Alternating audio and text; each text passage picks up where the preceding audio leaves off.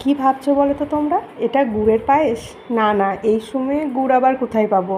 এটা গুড়ের পায়েস না, এটা চিনির ক্যারামেল পায়েস। আরে যেটা গোদা বাংলায় বলে চিনি পুড়িয়ে পায়েস।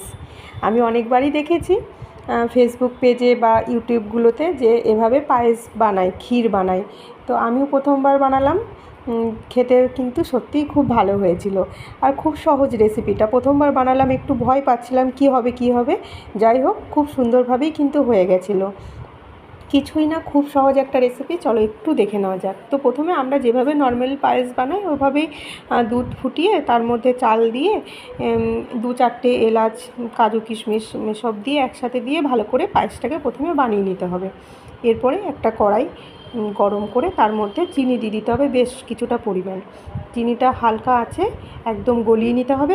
গলে যাওয়ার পরে ভালো করে নাড়িয়ে নাড়িয়ে চিনিটা লাল হয়ে এলেই ব্যাস, আর কিচ্ছু না, এইটুকুই প্রসেস। তো চিনিটা লাল হয়ে এলেই ওই যে পায়েসটা বানিয়েছিলাম, না না, এর মধ্যে কিন্তু গ্যাসের ফ্লেমটাও বন্ধ করে দিতে হবে। তো গ্যাস বন্ধ করে দিয়ে এই একদম এর ওপরে ওই পায়েসটা দিয়ে দিতে হবে। ব্যাস, কিছুক্ষণ নাড়াচাড়া করে ভালো করে মিশিয়ে নিলেই রেডি ক্যারামেল পায়েস। খেতে কিন্তু খুব টেস্টি হয়েছিল, অবশ্যই একবার করে বানিয়ে দেখো। আর শেষে একটু দিয়ে দিয়েছিলাম ঘি, এটার জন্য তো আরও সুন্দর হয়েছিল।